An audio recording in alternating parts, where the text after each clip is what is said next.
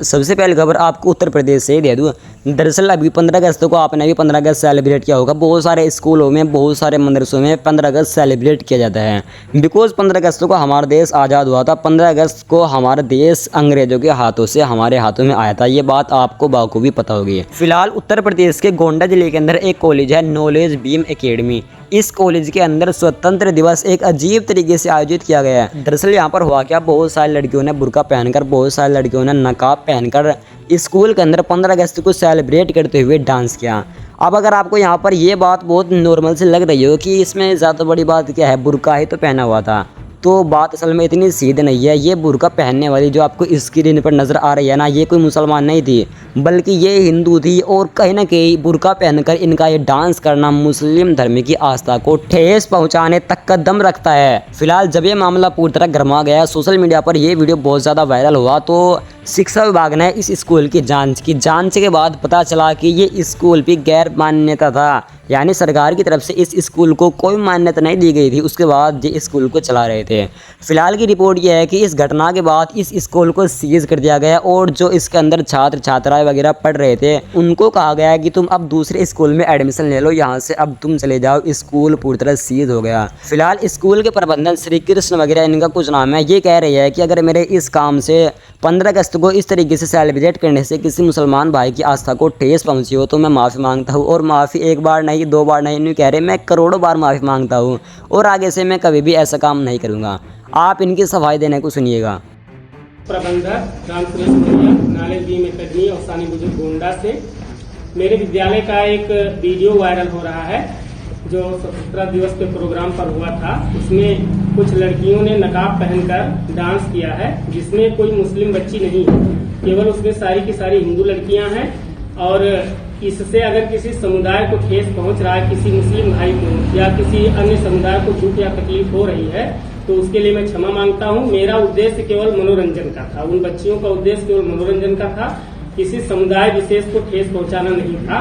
और मैं ये वादा करता हूं कि भविष्य में ये गलती मुझसे कभी नहीं होगी, और जो गलती मुझसे हो गई है उसके लिए मैं बार बार करोड़ों बार क्षमा मांगने के लिए तैयार हूँ, मांग रहा हूँ। एक और वीडियो मैं आपको दिखाना चाहूँगा। ये बिहार के अंदर का वीडियो बताया जा रहा है। बिहार के अंदर पश्चिम चंपारण के आसपास का ये वीडियो है। वहाँ से महावीर अखाड़ा का एक जुलूस निकल रहा था और ये जुलूस, इसमें आपको ऑब्वियसली हिंदू ही नज़र आ रहे होंगे, ये मुस्लिम बहुल्य इलाकों से निकल रहा था। लेकिन ये जैसे ही मस्जिद के सामने जाता है तो मस्जिद के सामने रुक जाता है और रुकने के बाद इनके हाथों में आपको डंडे नज़र आ रहे होंगे। और फिर ये यहाँ पर क्या करते हैं आप खुद ही इस वीडियो को देख लीजिए।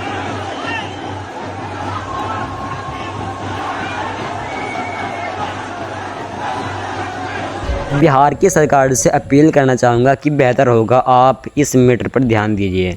देखिए, सीजेपी प्रोटेस्ट और एजुकेशन मिनिस्टर के रेजिग्नेशन होने के बाद कहीं ना कहीं हमारे देश के अंदर एक मूवमेंट तो कहीं ना कहीं चल रहा है और ये movement gen alpha and gen Z के बीच चल रहा है। दरअसल अभी हुआ क्या, जैसे पहले हमारे जस्टिस सूर्यकांत ने, हमारे सीजेआई ने जैन जी को कोकरोच ये सामान कहा था, तो कुछ इसी तरह हमारे देश के प्रधानमंत्री 15 अगस्त को भाषण देते हुए कह रहे थे कि हमारे देश के अंदर दिमागी नक्सल है और ये दिमागी नक्सल मौके की तलाश कर रहे हैं, लिहाजा हमें इनसे बचने की ज़रूरत है। दिमागी नक्सल मौके की तलाश में है। इस तरह की बातें हमारे देश के प्रधानमंत्री ने कही थी। आप इस बात को बाकी भी जानते होंगे।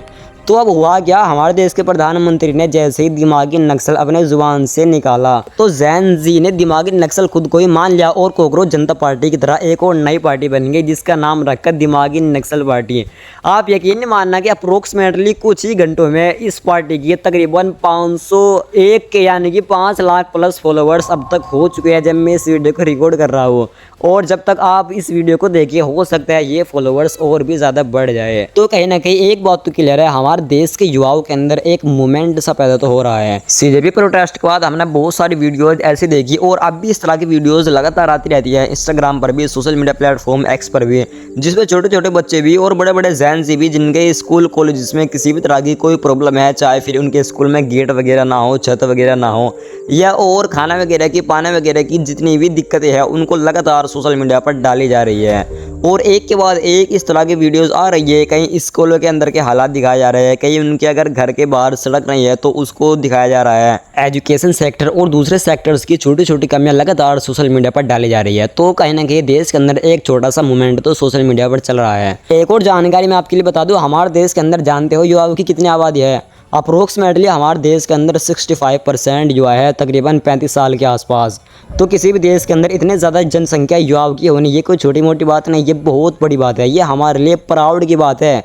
यकीन मानना, किसी भी देश की जो ग्रोथ होती है ना, वो कहीं ना कहीं युवाओं पर डिपेंडेड होती है। इसको आप अपने ही घर के एग्जाम्पल से समझ सकते हैं। किसी भी परिवार में, किसी भी फैमिली में जितने ज़्यादा कमाने वाले ज़्यादा होते हैं, उस घर की इतनी फाइनेंशियल कंडीशन अच्छी हो जाती है, उस घर की ग्रोथ उतनी ही ज़्यादा हो जाती है और उस घर की इनकम भी ज़्यादा हो जाती है दूसरे घरों के कंपैरिजन में, जिन घरों में कमाने वाले कम होते हैं। तो हमें इस बात की सोचने की बेहद ज़्यादा ज़रूरत है कि हमारे देश को युवाओं के दम पर, इतने ज़्यादा युवाओं की जनसंख्या होने के दम पर कैसे आगे बढ़ाया जाए। चाइना हमसे तकरीबन 2 साल बाद आज़ाद हुआ, साल 1949 को, जबकि हम साल 1947 को आज़ाद हो गए थे। उसके बावजूद भी चाइना की GDP हमारे कंपैरिजन में आसमान छू रही है। चाइना की GDP तकरीबन 20 ट्रिलियन तक पहुंच चुकी है, जबकि हमारे GDP आज भी 5 ट्रिलियन तक को क्रॉस नहीं कर पा रही। हाँ, ये बात अलग है, हमारी देश की मीडिया इंडिया को पाकिस्तान से कंपेयर करके, पाकिस्तान की GDP से कंपेयर करके आपको और हमें खुश जरूर कर देता है। वरना सच्चाई यही है, हमारे देश के अंदर इतने ज़्यादा युवा आबादी होने के बावजूद हमारे देश कितना प्रोग्रेस कर रहा है।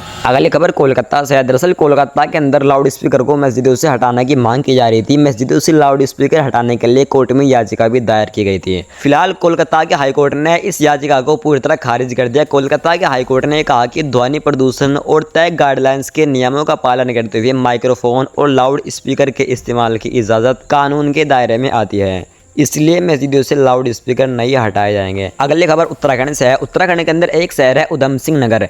इस शहर में एक मुस्लिम युवक किसी काम के लिए यात्रा पर जा रहा था। उसको यात्रा के दौरान ही आइडेंटिफाइड किया गया, उसकी पहचान की गई और पहचान करने के बाद एक खास संगठन के कुछ लोगों ने उसको पकड़ा, उसको रोका और उसके साथ मारपीट की। और मारपीट को छोटी मोटी नहीं की, उसके साथ हद से ज़्यादा मारपीट की। वीडियो को आप देखना, सुबह से अब तक वो लड़का अब तक होश में नहीं आया और बात सिर्फ मारपीट तक सीमित नहीं रहे। उन दरिंदों ने उस लड़के के साथ, मुस्लिम युवक के साथ जिसका नाम था रिसालत, मारपीट से अलग भी उसके साथ और बुरी बुरी हरकतें की। मैं चाहूंगा आप इस वीडियो को देखें। ये हाल करा, ये देखिए, ये हाल करा, ये हाल देख रहे हो? ऐसे मारा कानून, कहाँ है कानून हमारा? क्यों नहीं होती उनकी गिरफ्तारी, क्यों नहीं हो रहा उनके ऊपर मुकदमा दर्ज हो गया तो उनकी गिरफ्तारी क्यों नहीं हो रही? ये हाल है इनका, ये देखिए। ऐसे कौन मारा जाता है? ऐसी बर्बरता करी गई है, होश में नहीं है। अब इसकी अगर इसको कुछ होता, भगवान ना करे, कौन होगा उसका जिम्मेदार? ऐसे हर जगह हिंदू मुस्लिम, उसके अलावा कुछ नहीं दिखाई दे रहा है। हिंदू मुस्लिम करवा लो, हिंदू मुस्लिम। क्या इसका गुनाह क्या है? ये मुस्लिम है इसलिए इसका गुनाह है? इंसान नहीं दिखाई दे रहा है? ये हालत क्या कर रखी है? उसको होश में नहीं है, ये सुबह से होश में नहीं आ रहा। ये इतनी प्रबलता के साथ इसके साथ जुल्म किया गया।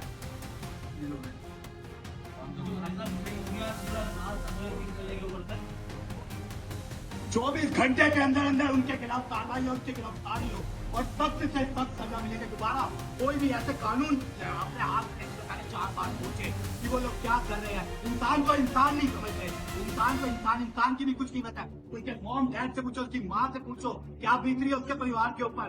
इकलौता लड़का क्या बीत रही है उनके ऊपर। इकलौता हो या 10 सीधी सी बात है, जिसके ऊपर पूछे बात ऊपर बीत रही है उसको पता होगा। इंसान को इंसान नहीं समझ रहे हैं। इधर गाजा के अंदर से इजरायली बर्बरता का एक और वीडियो सामने आया है। ये वीडियो इतना ज़्यादा दिल को हिट कर गया है, मेरे पास इस वीडियो को एक्सप्लेन करने के शब्द नहीं है। मैं चाहता हूँ आप इस वीडियो को खुद से देखिए और बताइए आप इस वीडियो के ताल्लुक से क्या कहना चाहेंगे।